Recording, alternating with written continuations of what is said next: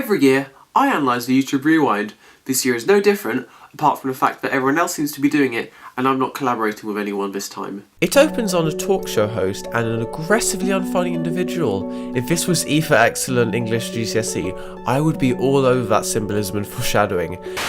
Okay, this is my biggest gripe, and I'll get it out of the way first. Here is why Big Shaq should have been at the centre of it all. He united all the internet, spawning many remixes, memes, both relatable and dank, and he certainly should have gotten as much screen time as Shooting Stars, since those were by far the top 2 memes of the year. That being said, when I heard a 20-something show his girlfriend one of them 2 tables away from me in a restaurant, I knew it was time to put that trend to sleep. Michael Dapper is undoubtedly the greatest thing to happen this year basically, and I see no reason why he shouldn't have been at the centre of it all. YouTube's decision is damn illogical. I'm very honoured that YouTube chose to listen to me after last year and include a segment on the hardships faced and coming together in the face of adversity. They didn't really talk about 2016 was a hard year for some YouTube and just for people in general.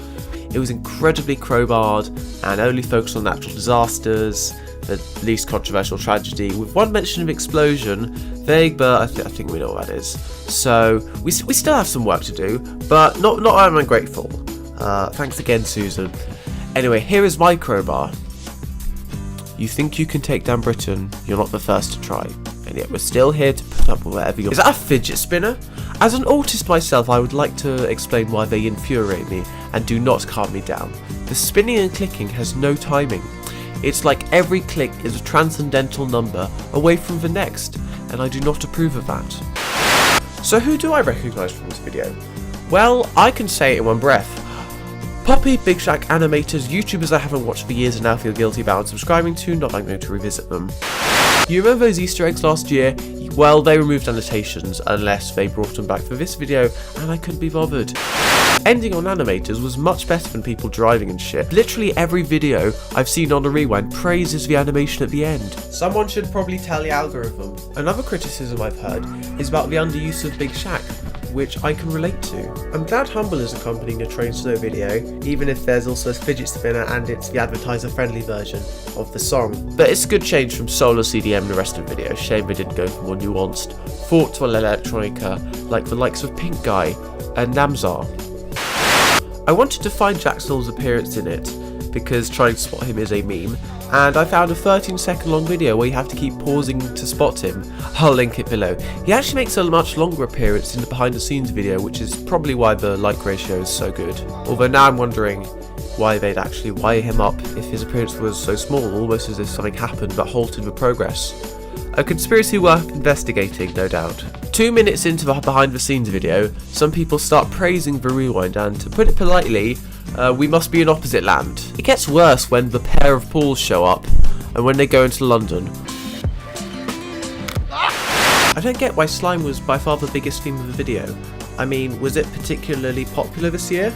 It was actually filmed in Brazil, London and Japan. And you know what that means? That's not even the Latin alphabet.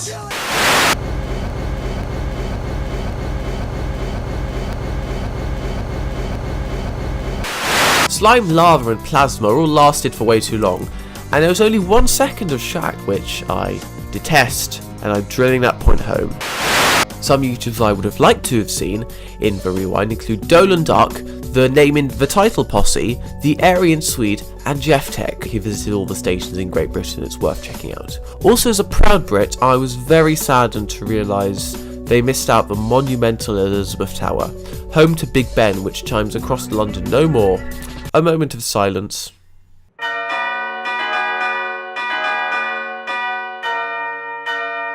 That's quite enough.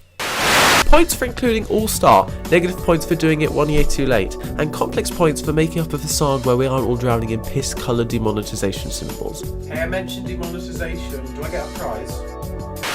Now, having said all these criticisms, it does make me think, this video is probably great for someone who's into this kind of stuff. I mean, I'm not in their target audience, so if I'm not a fan of something, that's not really a concern to them.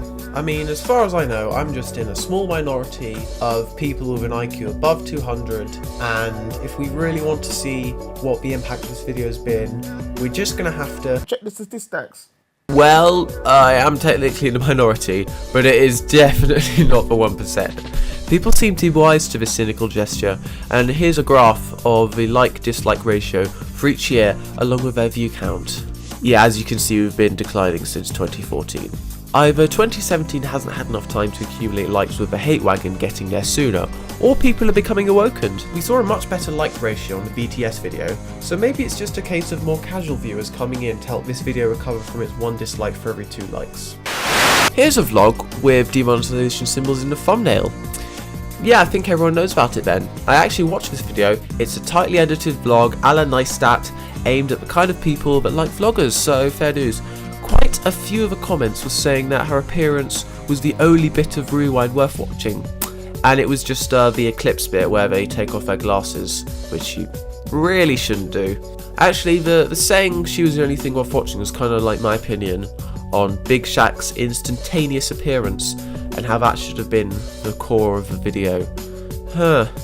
That kind of makes what I said earlier seem a bit naive, I guess we're all more similar than you think, keeping to our little boxes, dismissing all the other childish faffing, growing attached to the pinnacle of media, or should I say our pinnacle of online videos.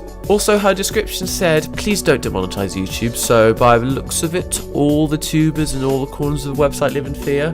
You have 7 days until YouTube demonetizes your video. I mean, she was invited on the Rewind and she's worrying about the money drying up in her video about a Rewind, about as much as the people who I watched complain about not fitting the glossy requirements of the Rewind or YouTube in general. If they're all suffering under this system, then I think it is very close to revolution o'clock. See, I'm not a YouTuber, I don't know how far the piss has spread throughout the swimming pool of YouTube, but by the looks of it, everyone is concerned. And totalitarian, gentrified, yabba debated, contra nerd, ex-plummy propaganda doesn't seem to help.